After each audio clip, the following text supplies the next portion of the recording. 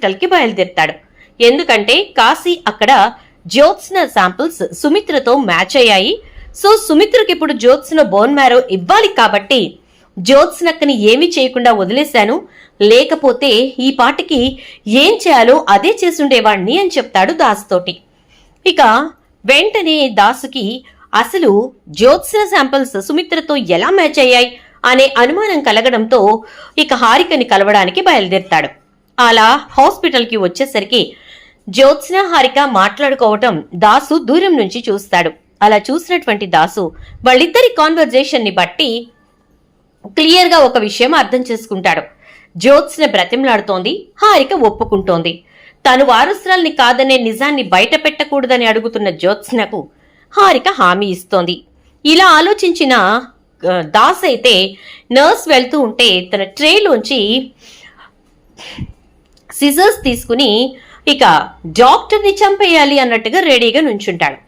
ఈలోపే హారిక చేసినటువంటి phone call వల్ల జ్యోత్స్న అక్కడికి వచ్చిందని తెలుసుకున్న కార్తీక్ హాస్పిటల్కి వస్తాడు. దాస్ ఎప్పుడైతే హారికను చంపాలి అన్నట్టుగా ముందుకొస్తూ ఉంటే దాసుని ఆపి పక్కకు లాగి ఇక విషయం చెప్తూ ఉంటాడు కార్తీక్. అయితే ఈలోపు హారిక రానే వస్తుంది. ఏంటి బాధ, ఆయన ఏదో ముందుకు పరిగెత్తుకొస్తుంటే మీరేదో ఆపుతున్నట్టుంది అని అనేసరికి అది అది అంటూ ఉంటాడు కార్తీక్. ఇక దాస్ అయితే అల్లుడు నీకేం తెలీదు, ఈ డాక్టర్ అంటే అదే డాక్టర్ గారి గురించి నీకేం తెలీదు మావయ్య, డాక్టర్ గారికి అంతా తెలుసు అని అంటూ ఉంటే అంతా తెలుసా, ఏం తెలుసు, జ్యోత్స్నతో కలిసి అంటూ దాస్ ఏదో మాట్లాడబోతుంటే బావయ్య నువ్వేమీ అనకు, నీకు నేను మొత్తం వివరంగా చెప్తాను అని అంటూ ఇక హారిక రూమ్కి తీసుకెళ్తారు. హారిక రూమ్లో కార్తీక్, దాసు ఇంకా హారిక ముగ్గురు కూర్చుని ఉంటారు. జ్యోత్స్న దేనికొచ్చిందో తెలుసా కార్తీక్ అని అంటే ఏంటి డాక్టర్, తనకి డౌట్ వచ్చిందా అంటే అవును, తన శాంపిల్స్ యాక్చువల్లీ సుమిత్ర గారితో మ్యాచ్ కాకూడదు కదా, అలాంటిది ఎలా మ్యాచ్ అయ్యాయి అనేది తన డౌట్. ఫస్ట్ టైం మ్యాచ్ కానటువంటి శాంపిల్స్ సెకండ్ టైం ఎలా మ్యాచ్ అయ్యాయి, పొరపాటు జరిగింది మొదటిసారా లేక రెండోసారా, రెండోసారి అయితే ఎవరు మీతోటి శాంపిల్స్ మ్యాచ్ అయ్యాయని చెప్పించారు, ఇవి జ్యోత్స్న ప్రశ్నలు అని అనేసరికి మీరేమన్నారు డాక్టర్ అంటే అసలు నువ్వు సుమిత్ర కూతురువేనా అని అడిగాను.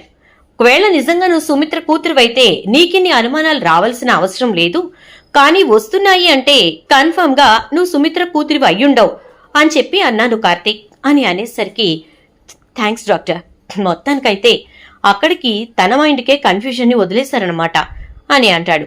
ఎస్, మరి లేకపోతే తను నన్ను కన్ఫ్యూజన్ లో పడేద్దామని వచ్చింది కార్తీక్ అని అంటూ ఉండగా ఇక దాస్ అయితే సుమిత్రతోటి ఒకటే మాట చెప్తాడు. దాస్ అయితే హారికతోటి డాక్టర్ గారు మీకు మా దీపే మా సుమిత్ర వదిన కూతురని తెలుసా అని అంటే తెలుసు దాస్ గారు, అందుకే దీప శాంపిల్సే సుమిత్ర గారితో మ్యాచ్ అయ్యాయి, దీపే బోన్ మ్యారో ఇవ్వబోతోంది, సుమిత్ర గారిని కాపాడుకోబోతోంది అనేసరికి అవునా జ్యోత్స్న ఇవ్వబోతోంది అనేసరికి నాకు ఒక్కసారిగా గుండాగినంత పనైంది. జ్యోత్స్న బోన్ మ్యారో సుమిత్ర వదినతోటి మ్యాచ్ అవ్వదు కదా, మరి అటువంటప్పుడు ఏ విధంగా కాపాడగలుగుతుందా అని భయం వేసింది, అందుకే పరిగెత్తుకొచ్చాను డాక్టర్ అని అంటూ ఉంటే అలాంటిదేమీ లేదు దాస్ గారు, ఏం జరిగిందో ఏంటో తెలీదు కానీ ఏ ఇంటి కొమ్మ ఆ ఇంటికే చేరిందన్నట్టుగా ఆ వీరికి అతుక్కుందన్నట్టుగా దీప తిరిగి తిరిగి తన తల్లిదండ్రులనే చేరుకుంది అని అంటుంది Harika.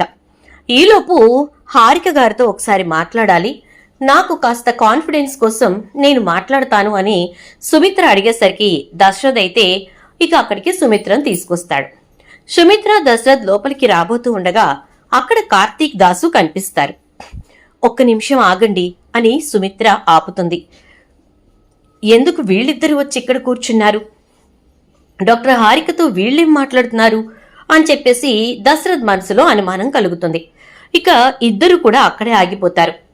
So mister Karthik, maybe ఒక 2 డేస్లో మీ అత్తయ్యని తీసుకొచ్చి జాయిన్ చేయాలి, మెడికేషన్ ప్రాసెస్ అంతా మనకు తెలుసు కదా, దీపకు అబార్ట్ చేయాలి అని అంటే డాక్టర్ అబార్షన్ చెయ్యకుండా బోన్ మ్యారో తీసే ప్రయత్నం చేయండి డాక్టర్, ఒకవేళ అందులోనే అబార్షన్ అయిపోతే ఓకే, అవ్వకపోతే బిడ్డ మిగులుతుందేమో కదా అని అంటే, నువ్వు చెప్పింది పాయింటే కార్తీక్, కానీ లోపల బిడ్డ ఇబ్బంది పడుతుంది అని అంటే, పర్వాలేదు డాక్టర్, అది కూడా తట్టుకుని నా బిడ్డ నిలబడగలిగితే ఏమో ఈ భూమి మీదకొచ్చే అవకాశం ఉంది కదా, తన అమ్మమ్మని బ్రతికించుకోవడంతో పాటు తను కూడా బ్రతుకుతుంది కదా అని అంటాడు కార్తీక్. ఏంట్రా కార్తీక్ నువ్వనేది? నువ్వు చెప్తున్న దాని ప్రకారం దీప కడుపులో బిడ్డ చనిపోతుందా ఏంటి అంటే, అవును, బోన్ మ్యారో ఆపరేషన్ చేసినప్పుడు దీప కడుపులో ఉన్న బిడ్డ చనిపోతుంది అనగానే, మరి అలాంటప్పుడు ఎందుకు ఇవ్వటం అంటే, మరి సుమిత్రత్తయ్యని కాపాడుకోవటానికి వేరే దారుందా మావయ్య చెప్పు? దీప తప్ప బోన్ మ్యారో ఎవరివ్వగలుగుతారు? సుమిత్రత్త కన్న కూతురు దీపే కాబట్టి దీప మాత్రమే బోన్ మ్యారో ఇచ్చి కాపాడాలి. పేరుకి కూతురునని చెప్పుకు తిరిగే జ్యోత్స్న నీ కూతురు అనే విషయం తనకి నీకు నాకు మన వరకు తెలుసు, కానీ ప్రపంచానికి తెలియదు కదా. అందుకోసమే జ్యోత్స్నే బోన్ మ్యారో ఇస్తున్నానన్నట్టుగా కలరింగ్ ఇస్తోంది.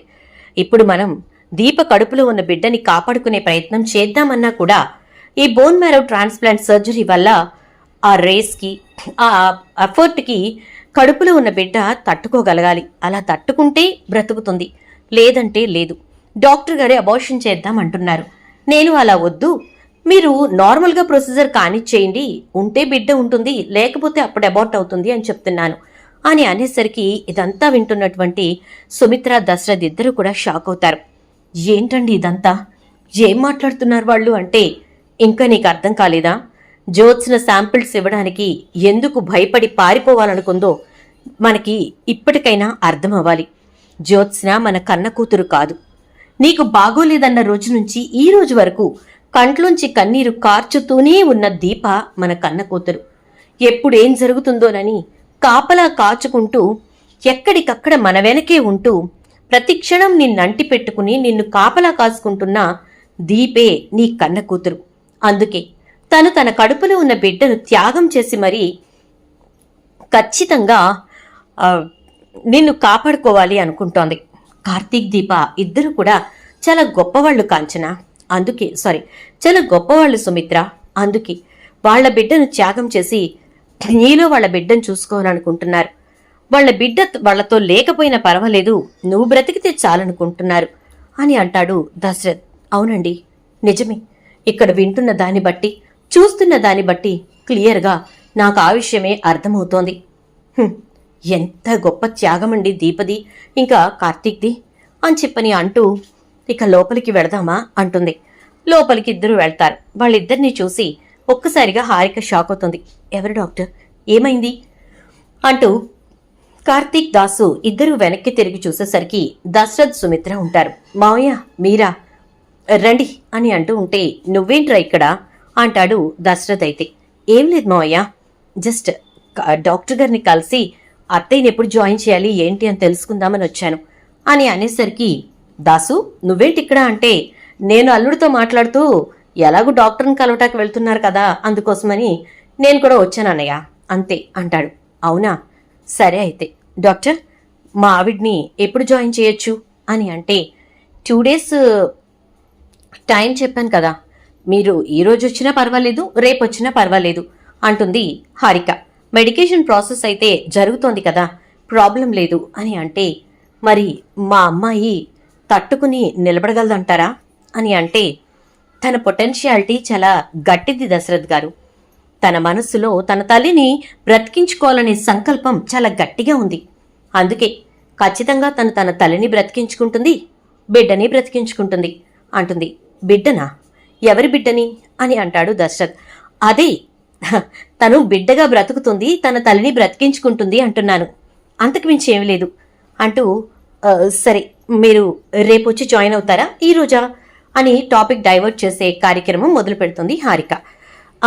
నేను రేపు వచ్చి జాయిన్ అవుతాను, ఈరోజు నాకు కొంచెం పనుంది, మా అమ్మాయికి కావలసినవన్నీ వండి పెట్టుకోవాలి, తనకిష్టమైనవన్నీ వండాలి డాక్టర్ అంటూ సుమిత్ర బదండి వెళదాం అని బయలుదేరుతుంది. కార్తీక్ వస్తావురా అంటే, దాసు అయితే కొంచెం పనుంది, అయిపోయాక వస్తాను మావయ్య, మీరు వెళ్ళండి అంటాడు కార్తీక్. ఇక దాసు, కార్తీక్ ఇద్దరు బయటకు వస్తారు. సుమిత్ర, దశరథ్ ఇంటికి వెళ్ళిపోతారు. ఇంటికి వెళ్ళిన దగ్గర నుంచి, అత్తయ్య గారు వంటగదిలోకి రండి అని చెప్పి సుమిత్ర ఆ వంటలు ఈ వంటలు చేయటం మొదలు పెడుతుంది.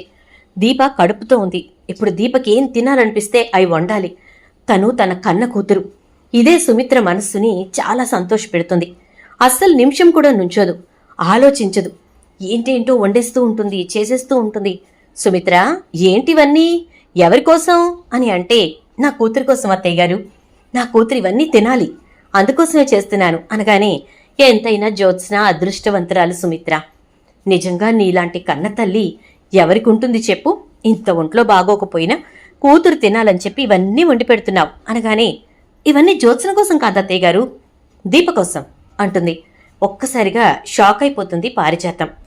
దీప కోసమా? నా కూతురి కోసం అన్నావు అనగానే, దీప కూడా నా కూతురు లాంటిదే కదా, అందుకోసమే దీపకే ఇవన్నీ పెట్టడానికి వండుతున్నాను. తను కడుపుతో ఉంది కదా, ఇక తను ఎప్పటికీ సంతోషంగా ఉండాలి అన్నా మళ్ళీ నేను వండి పెట్టగలనో లేదో, అందుకోసమే వండుతున్నాను అంటే, బావుంది సుమిత్ర, నీ కన్న కూతురికి వండి పెట్టడం వదిలేసి పని దానికోసం వండుతున్నావా అంటుంది పారిజాతం.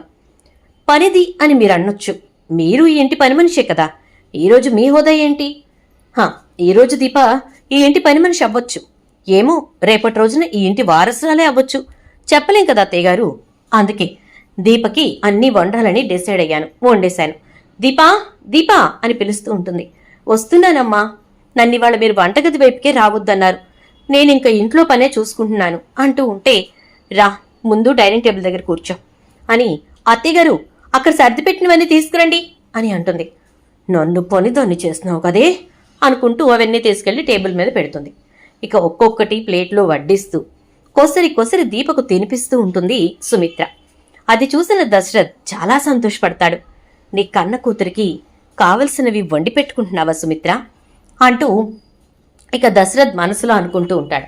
ఈలోపు కార్తీక్ ఇంటికి వస్తాడు. దాస్ కూడా వస్తాడు. దాసును చూసి ప్రాణం లేచొస్తుంది పారిజాతానికి. ఏమైపోయావురా, ఎక్కడికి వెళ్ళిపోయావురా అంటూ ఉంటే, ఏం చేస్తాంలే అమ్మా, చేసుకున్న కర్మం ఎక్కడికి పోదు, మన వెనకాలే వస్తుంది అంటారు పెద్దలు, వచ్చింది అని అంటాడు. ఏంట్రా, ఏం మాట్లాడుతున్నావు అంటే, నీ మనవరాలు నన్ను కిడ్నాప్ చేసింది, ఎక్కడ నేను నిజం బయట పెడతానోనని అంటే నాకు తెలిసిందిరా, దాన్ని అందుకే పిచ్చి చీవాట్లు పెట్టి చెంపలు పగలగొట్టాను అనగానే, చేతులు కాలేక ఆకులు పట్టుకుని ఉపయోగం ఏముందిలే అమ్మా, వదిలేసేయ్ అంటూ, అమ్మ దీప ఎలా ఉన్నావు అంటే, నేను బాగున్నాను బాబాయ్, మీరు బాగున్నారా అంటూ మాట్లాడుతూ ఉంటుంది. నోటి నిండా తన తల్లి పెట్టిన లడ్డూని తింటూ. ఇక అలా తింటూ ఉండగా, దాస్తో మాట్లాడుతూ ఉండగా దీపకు పొలమారుతుంది. వెంటనే సుమిత్ర దీప తల మీద నిదానంగా తట్టి మంచినీళ్ళు పట్టించి, నిదానంగా తిను దాసు, కాసేపు మాట్లాడించుకో, పిల్ల తింటోంది కదా అంటూ ఉంటే, కన్న కూతురికి కన్న తల్లి ఎంత ప్రేమగా వడ్డించి తినిపిస్తోంది అనుకుంటాడు దాసు. ఈ దృశ్యాన్ని చూసి కార్తీక్ కళ్ళు నిండిపోతాయి. ఇక పారిజాతం మాత్రం ఏం జరుగుతుందో అర్థం కాక అలా చూస్తూ ఉంటుంది. అప్పుడే వచ్చినటువంటి శివనారాయణ ఇదంతా చూసి చాలా సంతోషం